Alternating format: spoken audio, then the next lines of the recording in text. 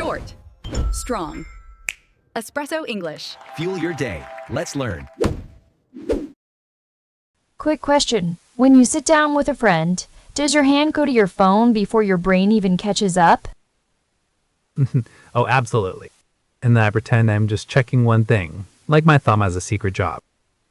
That tiny habit is exactly the problem. You're in the room, but part of you is still scrolling through a whole other life. And the weird part is, it doesn't always feel rude. It can feel normal, even comforting, like the screen is doing the heavy lifting for you. This is an episode about that strange tug of war. Do we want the easy buzz of social media, or do we want the slower, messier, more human thing happening across the table? And if you've ever sat in a cafe while one person is scrolling through memes and another person is waiting to talk, you already know the tension. It looks small, but it changes the whole mood. This is a B1 level episode, perfect for intermediate learners. Beginners, you're welcome too. And there is one thing we discovered. The feeling isn't just about habit. It's about why our brains keep choosing what feels familiar, easy, and low pressure. So here's your 3-second question. A or B, do you prefer scrolling or talking face to face? Just say the first answer that pops up in your head. No overthinking, no polite answer, no it depends, escape hatch. Stay until the end for our Word Tour 5 expressions that will help you talk about this in natural English. And yes, we'll also give you one tiny trick for real-life conversations. Not a lecture, just something you can actually try. Maybe you're listening while your phone's beside you right now, and maybe you've already glanced at it once. Fair enough. We're human. I've done that while talking to someone, then immediately felt guilty, which is a very elegant way to say I'm not always winning at manners. So let's open the door on this one. Because sometimes the question isn't whether we're connected, but what kind of connection actually feels real. So picture this. You get to a cafe, you sit down, and your friend says, "How have you been?" But before you can answer, they open a video app and start scroll through clips. That's painful and weirdly common. Your face says, "We came here to talk," while your brain says, "Apparently I'm now background noise." Exactly. And that's where the discomfort starts.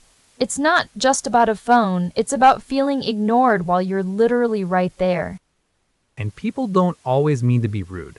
Sometimes they're tired, sometimes they're nervous, and sometimes the screen just feels easier than a real opening line. That ease matters. Social media gives you a quick hit of movement, updates, faces, jokes, and little fragments of life. It's fast. It asks almost nothing from you. Right, and that's why it can feel safe. You can scroll through 10 stories, react with one emoji, and never risk an awkward pause. But the cost is subtle. You get motion without depth, and you can leave a chat feeling like you were busy, even if you didn't really meet anyone. I've done that at dinner. I've been the guy who says, "Wait, let me show you this," and then somehow the whole table is looking at my screen instead of each other. That's honest and slightly tragic. The table becomes a tiny audience, and suddenly everyone is performing instead of speaking. And here's another layer. Online, you can reach out without much risk. You send a message, hit enter, and the pressure is gone. But face-to-face asks for more. It asks for timing, eye contact, listening, and that little leap where you trust the other person to meet you halfway. That's why a lot of people feel more exposed in person. There's no edit button, no mute button, no clever draft you can rewrite 5 times. And if you've ever sat in a group and gone quiet, you know the feeling. The room isn't hostile, but your mind starts working too hard, and suddenly every sentence feels risky. That moment is where small talk actually matters. People mock it, but it's the bridge that gets you from "we're strangers" to "we can breathe in the same room." Exactly. A line about the coffee, the music, the weather, the weird chair, the late bus. It doesn't sound deep, but it lowers the temperature. And once the temperature drops, you can stop auditioning for most interesting person alive and just talk like a normal human.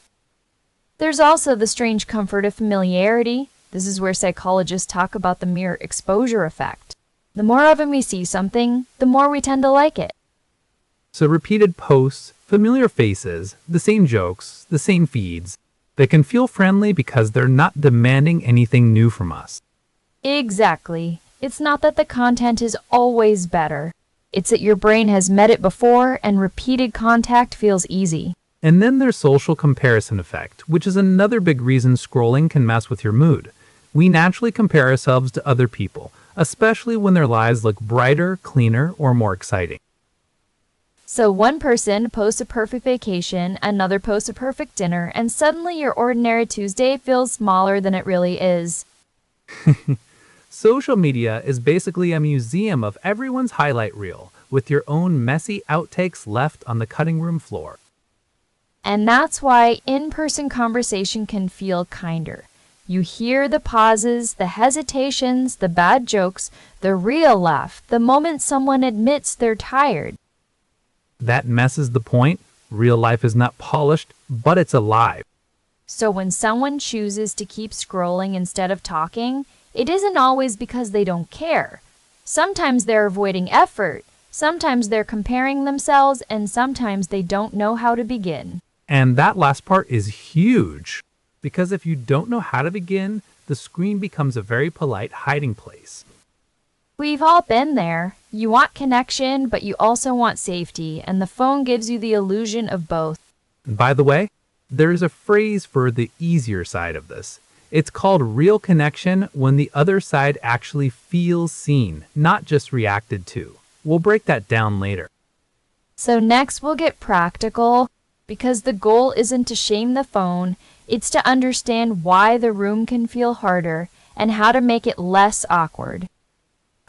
And yes, we'll talk about one tiny shift that can turn a silent table into an actual conversation without forcing anyone to become a social butterfly overnight. So here's the real question. If scrolling feels easy and face-to-face feels awkward, does that mean the screen is actually better for us? I think it can be. Not always, but often enough. The phone gives people a low-pressure way to reach out, and low pressure is not nothing. I have to disagree. Low pressure can become low effort, and low effort can become no depth. That sounds efficient, but it can flatten the whole relationship. Or maybe you're missing the point. Not every interaction needs depth. Sometimes a meme, a quick reply, or a funny clip is enough to keep a bond alive. But that's exactly the tension. A bond staying alive is not the same as it growing. If all we do is scroll through each other's updates, we may know the surface and miss the person. Hold on. You're treating the screen like an enemy, and I don't think that's fair. For a shy person, texting first can be the only way to start anything at all. That's true, and I don't want to erase that. But if texting stays the main event forever, then face-to-face moments start to feel rare, heavy, and almost too important to handle. Maybe rare is not bad. Maybe people protect real meetings because they're more valuable. If you can catch up online all week, the in-person chat can stay special. But what are you actually catching up on if the messages are just links, jokes, and one-word replies? Real catching up means stories, details, changes, not just digital noise. Fair point. I've definitely sent the emotional equivalent of a log and thought I was being social. That's not exactly a rich conversation. Thank you for your honesty. And when people avoid small talk online too, they lose the warm-up that helps a conversation turn into something deeper. But small talk can be empty. Some people hate it because it feels fake, like you're pretending the weather's interesting when you're actually tired, busy, or sad. I get that, but the point of small talk isn't to be profound. It's to make space. It's the doorway, not the whole house.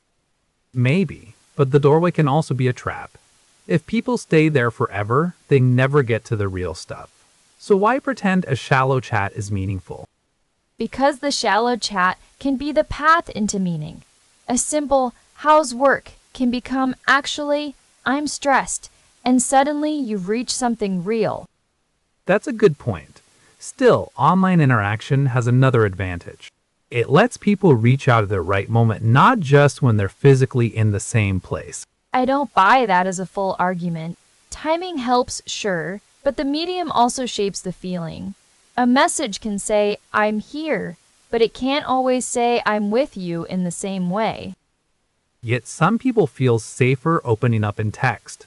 They can choose their words, edit their thoughts, and avoid the panic of speaking too fast.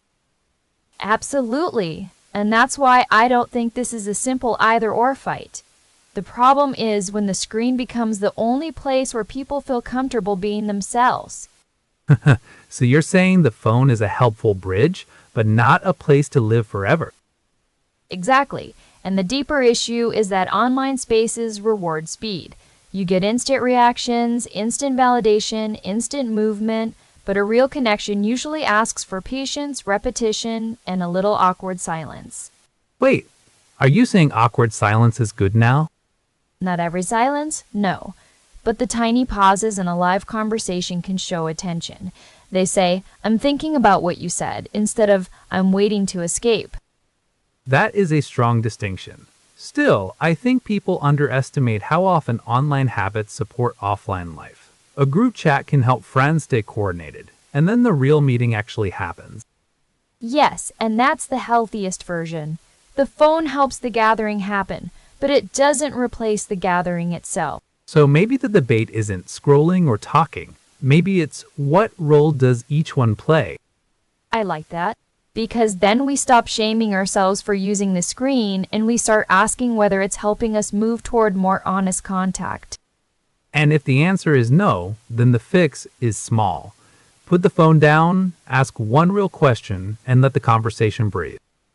Not a perfect conversation, just a present one. That's often where the shift begins. And if you need a reminder, the goal isn't to become a monk with a coffee. It's just to notice when the screen is winning by default. Exactly, because once you notice the pattern, you can choose differently. And that's the whole argument, really. The phone can connect us, but it can also keep us at arm's length if we let it do all the work. So the challenge isn't to hate scrolling. It's to protect the kind of contact that lets people feel understood, not just seen. And now, it's time for our word tour. We've got 5 powerful expressions today, and they're the exact words we used in our story. These are the phrases that help you talk about connection, scrolling, and real-life conversations in natural English. Let's break them down, one by one, so you can use them with confidence. And trust me, these aren't textbook words. They're the kind of language people actually use when they're trying to figure out how to stay connected. So let's dive in. So let's go back to that cafe scene. The one where your friend is sitting right in front of you and the phone keeps pulling the eyes down. Right. And the phrase we used there was scroll through. It's what you do when you move quickly through content on a screen while looking at it. Exactly. And it fits those moments when you're not really reading carefully. You're just moving past post after post, story after story. Like I scroll through my feed before bed. Short, simple, and very natural. And yes, a little dangerous for sleep. Extremely dangerous. I've told myself just 1 minute and then somehow half an hour disappears. That verb really captures the speed of it. And notice how it sounds with real life. You wouldn't say read if you're just moving fast. Scroll through tells people there's a screen, motion, and not much stopping. Now think about the other side of the story. When someone texts you after weeks of silence because they want to stay in the loop. That's where reach out comes in. It means to contact someone or make an effort to connect with them. So if I say, "She reached out after the party," you immediately understand that she started the contact on purpose. And it can sound kind and direct at the same time. I should reach out to an old friend. That's a very human sentence. It is, and it works in awkward moments too. If someone's been quiet or distant, reach out doesn't sound dramatic. It sounds thoughtful. Which is great, because not every connection needs a grand speech. Sometimes one message is enough to reopen the door. Then there's catch up. And I love this one because it feels so conversational. Same. It means to talk and learn what's happened in someone's life since the last time you spoke. So if two friends meet after months apart, they don't need a formal update meeting. They just catch up over coffee, over lunch, over a walk. Or while standing awkwardly outside a subway station, which is not glamorous, but it happens. Absolutely. And you can use it like this: let's catch up soon. That's one of those phrases that sounds friendly without being too intense. And it pairs nicely with the whole theme of the episode, because catch up is often what people hope a face-to-face moment will give them. Exactly. And before that deeper part happens, there's usually a lighter layer. That's small talk. Yes, the misunderstood hero. Small talk is light, casual conversation about everyday things. So you might talk about the weather, the coffee, the playlist, the train, the terrible traffic. All the little things that help people relax. This coffee's strong. Yeah, and the chair is fighting me. That's small talk in the wild. And it may sound tiny, but it does real work. It helps people get comfortable before they say something more personal. Which leads us to the last phrase, real connection. That one is bigger, and maybe that's why people feel it so strongly when it happens. A real connection is a true sense of understanding and closeness between people. So it's not just exchanging words. It's when someone actually gets your mood, your pause, your joke, your worry. Exactly. And that can happen during a long conversation, but it can also begin in a tiny moment when someone listens properly. And that's why the episode kept circling back to the screen versus the room. Scrolling is fast. Reaching out is intentional. Catching up is personal. Small talk opens the door, and real connection is what you hope to find on the other side. Nice! And if you want to make these phrases stick, imagine the cafe scene again. One friend is scrolling through clips, one friend is trying to reach out, and the real magic begins when they finally catch up. With a little small talk first, of course, because even the best conversations need a gentle start.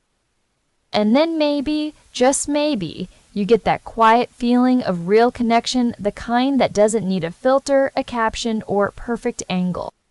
That's the kind of English that lives in real moments, not just in a vocabulary list. So keep these 5 close. And next time your phone tempts you to disappear, you'll have the words to talk about what's happening instead. So that's our whole trip today. The screen feels easy, the room can feel hard, and the real question is what kind of connection you want most. And we didn't say the phone is bad. We said it can be the default. And defaults are powerful when you're tired, shy, or just not sure what to say. One simple move is to put your phone face down for 10 minutes when you meet someone. No pressure, no drama, just one honest conversation. Another useful move is to bring one question with you. Something like, what's been on your mind lately? Or, what's one thing you've enjoyed this week? It gives the moment a starting point. And if the room feels awkward, don't panic. Start with small talk. The weather, the coffee, the place, the music. Small talk isn't fake. It's often the doorway. I used to think I needed a brilliant opening line. Honestly, I didn't. I just needed to stop acting like every sentence had to be impressive. Same here. And that's why this topic matters to me. I've had moments where I was surrounded by people and still felt strangely alone because I was half present. I've done the opposite too. I've been on mine all day, replying fast, feeling busy, then sat in person and realized I've forgotten how much better a real pause can feel. That's why real connection stays with us. It's slower, yes, but it gives you the feeling that you've actually been met by another person. Before you go, we want to hear from you. Tell us in the comments, when you meet friends, what helps you move from scrolling to real conversation? Try one of today's ideas this week. The phone face down, one good question, or one extra minute of small talk. Tiny changes can shift the whole mood. And next time, notice what happens when you choose presence on purpose. You might be surprised by how quickly a quiet table becomes a real exchange. Thanks for listening. And if this episode gave you even one useful phrase, we hope it made your next conversation feel a little easier. See you next time.